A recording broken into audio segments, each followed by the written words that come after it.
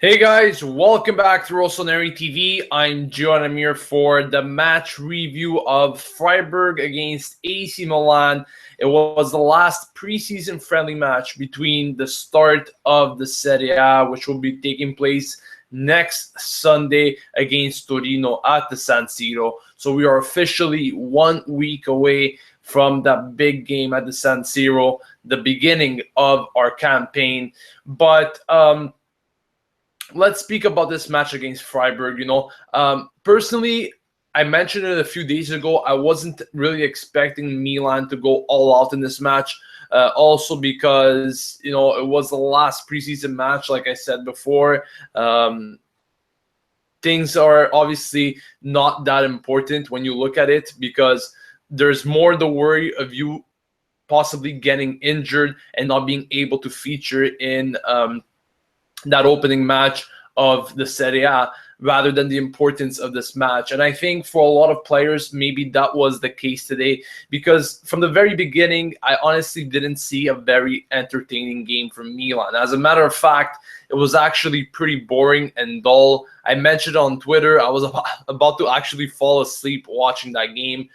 We were playing a team that just got promoted from to the Bundesliga. And, I was expecting a bit more emphasis by Milan, trying to dictate the play. It's not like they weren't trying, but many times they were unsuccessful. They really made a lot of attempts in which I believe they could have even done a bit better in terms of either finishing or just creating chances in general. I think, especially in that first half, besides those two goals that were Adriano, which the first one was actually a very nice play in which Onda gave him the assist. The second one was pretty much a giveaway by the Freiburg defender in which he honestly passed it to his feet and Luiz Adriano out of breakaway. Easy finish for him to put it 2-0 in a matter of 4 to 5 minutes. But besides that, I really didn't see Milan too convincing.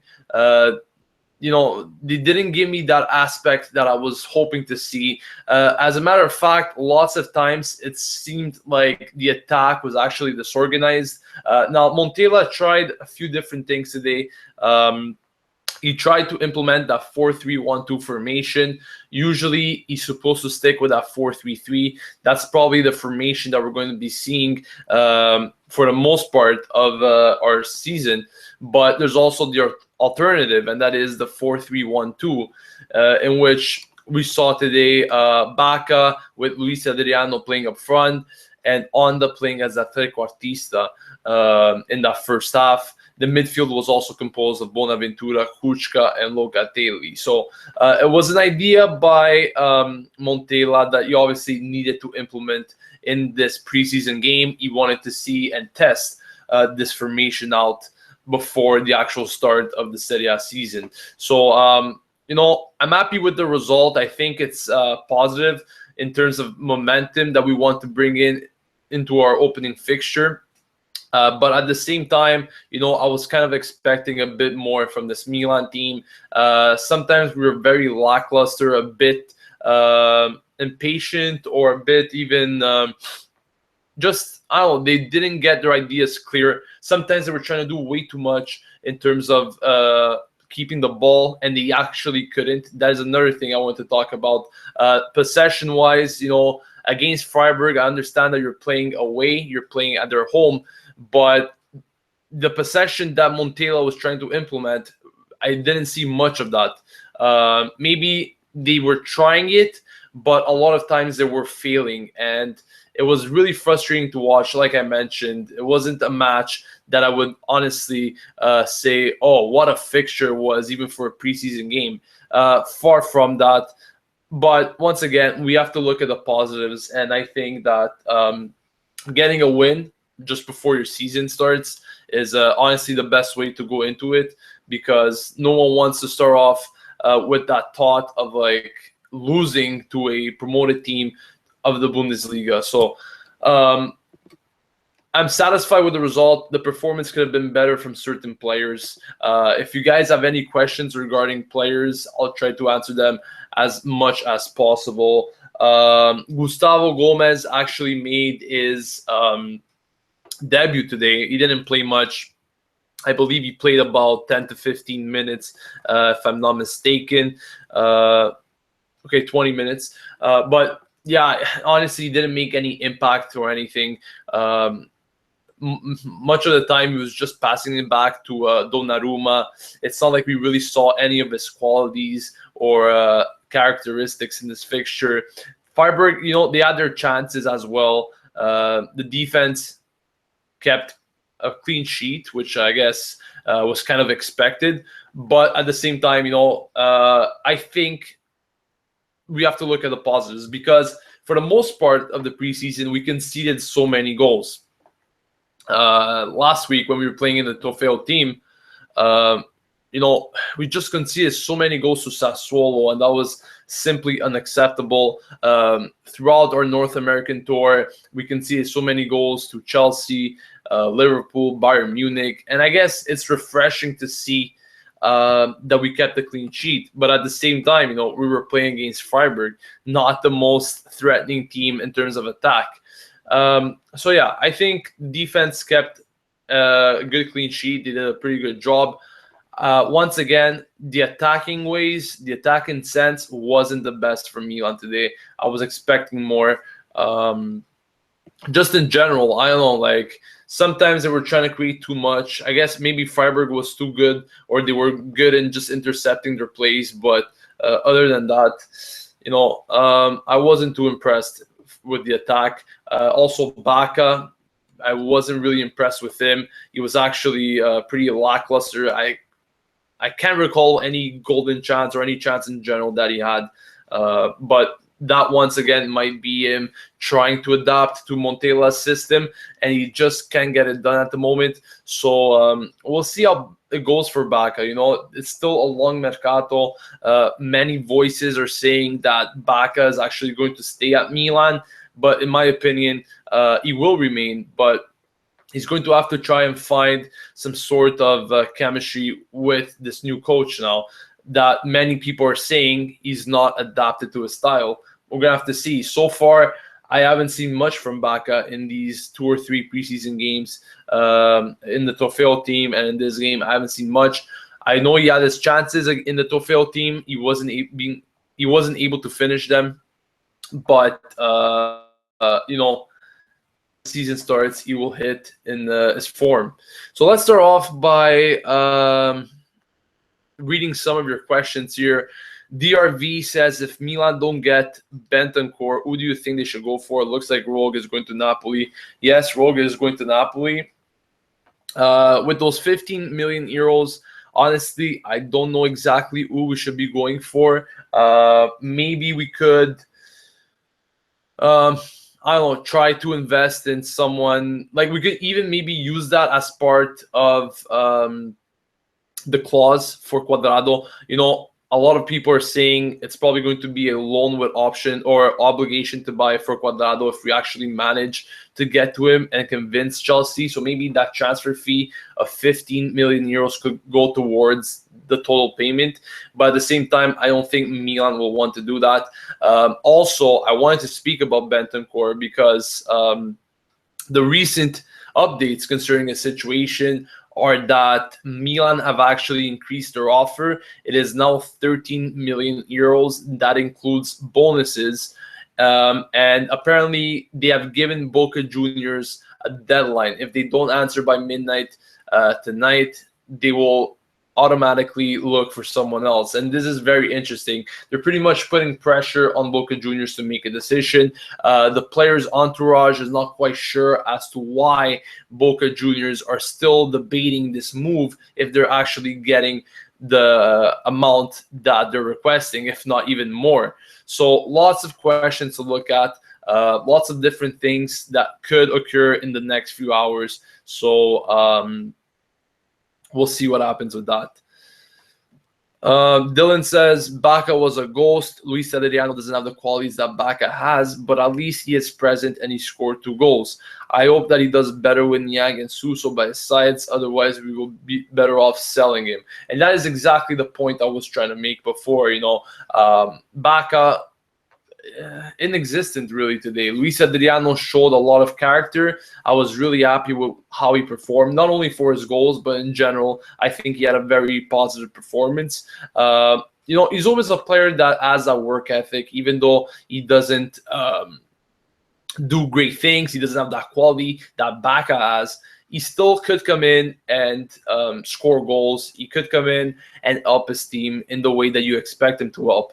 So I'm very happy about that coming from Luiz Adriano. And even though he doesn't get a starting position, and there were rumors of him potentially leaving, if he does remain, I think he could be a very good power sub for us that could come on at any given point in the match and change it for us, like we have seen a couple of times during the course of last season. Now, like you mentioned, with Niang and Suso by Baka's sides, this could be a very threatening attack for Milan. And I'm actually kind of curious to see how this trio could develop in the real matches, because I think Niang and Suso are two great players. We have seen Niang in great form all preseason round. Suso, once again, very technical, the type of player that you're going to need on that flank. And Baka is expecting to get fed, really, balls. And he's going to have to be there to finish them, finish his chances. That is what is very important. Thoughts on Baka's game? Yeah, I just answered that.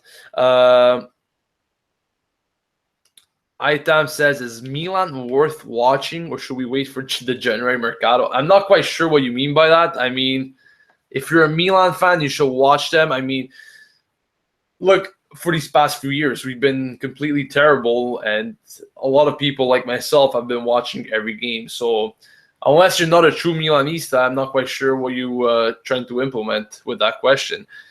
Let's see if any more questions concerning today's game. If you guys have any questions regarding it, lots of questions asking about Baka's performance, and I just mentioned it.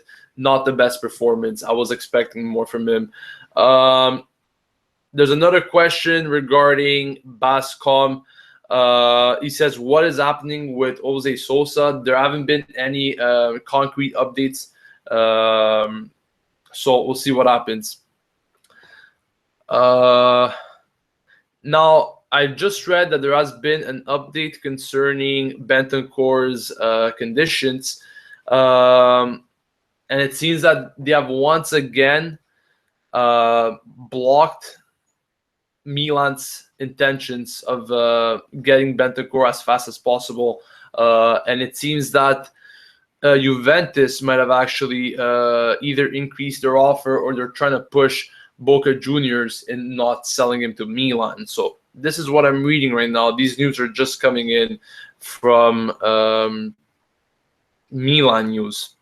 So that is very interesting. We'll see what happens with that. As I said, we have to expect developments on that story in the next few hours. I'm pretty sure we'll know a lot more about that. Some final questions before I sign off. Sandro says, I think we look significantly better with Baka on, to be honest. I thought our biggest problems were passing at the back too much and losing the ball the second we get pressed. What do you think we can expect from Torino?